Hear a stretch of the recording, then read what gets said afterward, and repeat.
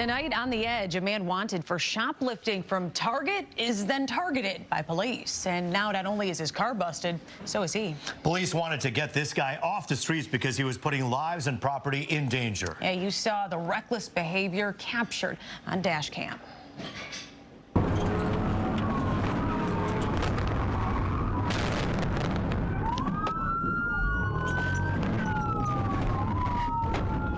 What an absolute mess, and it started at Target in Farmington Hills, a whole cart full of stuff he didn't pay for. They had identified him as somebody who had done this multiple times at this location. As many as 9 times. 57-year-old Frankie Burton behind the wheel, allegedly doing more than just not stopping for police, smashing into them and driving off.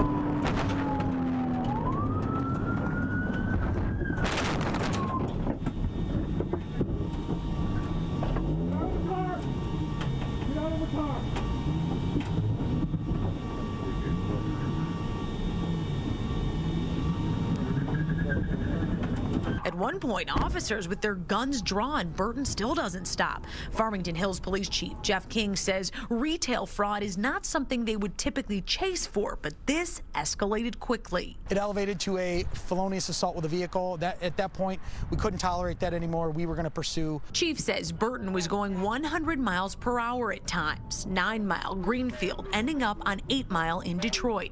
In total, smashing into 4 cars, one with an infant inside who was okay. It ended, kind of, when officers used what's called a pit maneuver to get him to stop.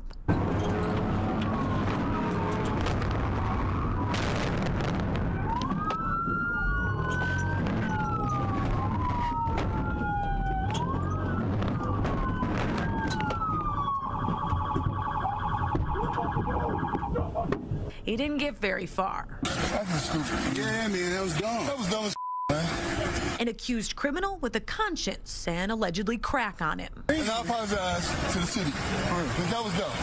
That was dumb.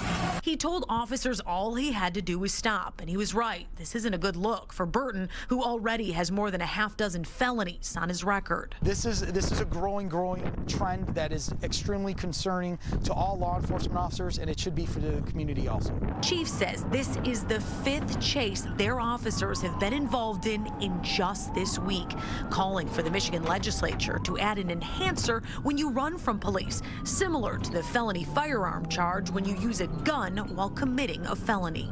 Individual that's willing to use a firearm to endanger not only themselves, law enforcement, but the community, there's a significant parallel with this. Burton racking up 4 felonies for this and given a $25,000 cash bond, no 10%. And the thing about this, Roop, is the chief said obviously punishments need to be a little more strict when it comes to running from police. But there's so much scrutiny over chasing in the first place. The bad guys know a lot of these departments they won't chase. So they are taking advantage of the fact that these police officers are being more cautious and have to be. Yep, absolutely. And we saw right there, police work, it's dangerous. And tonight, 2 Armada police officers, they're recovering after getting assaulted on the job. One officer was actually thrown down a steep staircase. The violent encounter took place Wednesday evening when police were called to a home to serve a court order for a mental health assessment. The officers were told by a woman in the home that the person they were looking for was nonviolent, but when they went up the stairs to detain him, that didn't turn out to be the case. As we mentioned, one of the officers was physically picked up by the man and tossed over the railing. He suffered a fractured spine, broken ribs, and a busted nose. The other officer struggled with the man, and he ended up with injuries and bruises as he waited for backup. With the help of Michigan State Police, the man was finally detained. He's currently in jail awaiting charges. Pro-Palestinian protesters disrupt the evening commute on I-94. Yeah, the passionate rally got even more intense once confronted by troopers. Fox News' Dave Kinchin spoke to the leader of the protests about this dangerous strategy. We're getting some people beeping and some people, stand in solidarity. We're getting some middle fingers, but that's all right. From a freeway to a freedom call, drivers in the evening rush found themselves in the middle of a pop-up shutdown of I-94 near Greenfield in Dearborn Thursday night. The group New Generation for Palestine determined to deliver their message. Today was an opportunity for us to showcase, what Palestinians experience under occupation. State police say 25 cars blocked the left 2 lanes of 94 with people standing in traffic in light of the ongoing ongoing Israel-Hamas war, now just over a month old. Organizer Lexis Zaydan said the timing was just right. They didn't realize they were going to get a little Palestine 101 academy of learning and seeing what an Israeli checkpoint feels like for Palestinians. They go through hundreds of checkpoints every single day, thousands of Palestinians humiliated in unsanitized conditions, treated poorly. And so we wanted people on the highway to be able to understand that and to encourage them to call for a ceasefire and an end to the occupation. The situation was tense. State police say the protesters were, quote, extremely aggressive toward the troopers. And when additional cops got to the scene, tow trucks were called in to remove the caravan, but police say the group ended up leaving on their own. MSP First Lieutenant Mike Shaw said on X, formerly Twitter, while we respect everyone's right to protest, the freeway is not the place to stop and exit your vehicle. The danger created to other drivers and the pedestrians themselves is too great. Stopping traffic on the road, how do you respond to that? Listen, our Palestinians are facing a dangerous situation every day, and so for us, if they're willing to experience that every day and have to go through it, then I think for us to experience it for a good hour of our day, I would do it again, over and over. And state police say the organizers did receive a ticket for that protest taking place on the freeway. And again, state police say that they did not have to actually make use of those tow trucks because everyone did leave on their own eventually. In Dearborn, Dave Kinchin on The Edge.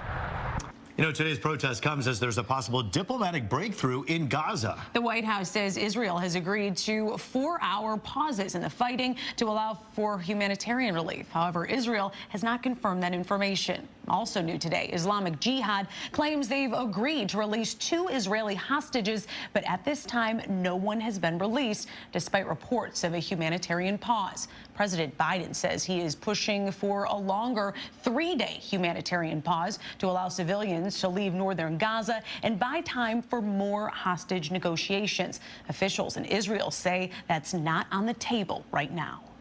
What are the chances of a Gaza ceasefire? No possibility.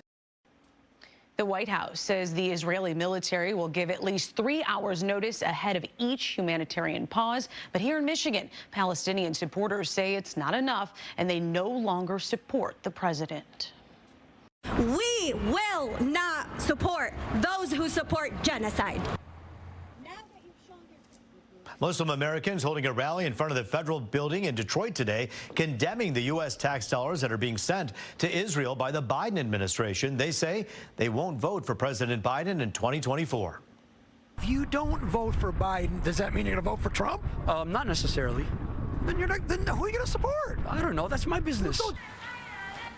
A separate pro-Palestinian rally was held earlier today, this time in front of Senator Stabenow's Detroit office. Now, they shut it down for Palestinian rally. The Shut It Down for Palestine rally was held to encourage lawmakers to stop financially supporting Israel. So does Michigan Secretary of State have the authority to keep Donald Trump off the ballot? That question was debated today in a Grand Rapids courtroom. A judge heard arguments in 3 separate cases. Activists had sued Secretary of State Jocelyn Benson to force her to keep the former president off the ballot. 2 separate lawsuits point to the 14th Amendment, which prohibits a person from running for federal office if they engage in an insurrection. The judge will issue written opinions. A similar lawsuit in Minnesota was dismissed on Wednesday. To get to East Point, the mayor there avoiding jail time for fraudulently applying for COVID grant money. Today, a judge sentenced Monique Owens to 6 months of probation. She'll also have to serve 100 hours of community service. Prosecutors say Owens lied about her business being 51% veteran-owned and the number of employees when she applied for the grant back in 2020. Owens has already paid back the $10,000 she got from the grants in restitution to Macomb County. She made history as the first black mayor of East Point in 2019, but lost her re-election bid in the August primary. Today was one of those perfect fall November days. Oh, it really was. Picture perfect. You got the sun out there. It was actually pretty warm for November. Rich Luderman has a look at our forecast, and he's actually promising more, right? Yes, we're going to see more splashes of sun for the weekend. In the wake of yesterday's rain, we needed some sun, and we got it today. It's a great stretch for us, but notice a lot of wet weather from Kentucky down through Arkansas, parts of Oklahoma and Texas. They're dealing with the wet weather. Around here, it's all quiet. Now, there's a weak front that'll be be crossing the area tonight. It's going to come through dry. How about live pictures up at Sault Ste. Marie? They have the wet weather. It's 36 degrees up there right now. You can see the water sloshing around inside the locks. For us today, 56 with quite a bit of sunshine, 52 in Grand Rapids, even way up there, the tip of the thumb, 51 degrees. There are the highs and lows for today. Look at the record, 77 and 18, set way back in 1991. A lot of us are going to fall into the upper 30s, already 37, Ann Arbor 42, and Flint 45 in Port Huron. The breeze has come down from earlier today. Still, though, it's brisk from the west and southwest. A lot of blue on the map. 42 Pellston, 41 in Grand Rapids, 48 to our south in Columbus. The warm spots are a long way from us. There's 70 Orlando. There's 71 in New Orleans. That sounds pretty nice for us. It's going to be a weak cold front crossing the area tonight, and that's going to bring in somewhat cooler air over the next few days. But with high pressure parked over the region, it's going to be dry heading into the Veterans Day weekend. For the rest of tonight, chilly with a few clouds, down to 38. Tomorrow, Friday, partly sunny skies, still breezy at times, and we wish the Marines a happy 248th birthday tomorrow. Check out your Veterans Day forecast. That's Saturday, 47. It starts to warm back up again next week. We could see numbers near 60 for the middle part of next week, group. We'll check it starting at 4 a.m. All right, Rich, thanks so much. Concerns tonight for a missing mother and her 3-year-old daughter. 28-year-old Jordan Wise was last seen on October 28th at Children's Hospital in Detroit. Police say she disappeared with her child after a confrontation with her family. Wise may be experiencing a mental health break and are concerned about her safety, as well as her daughter's safety, too.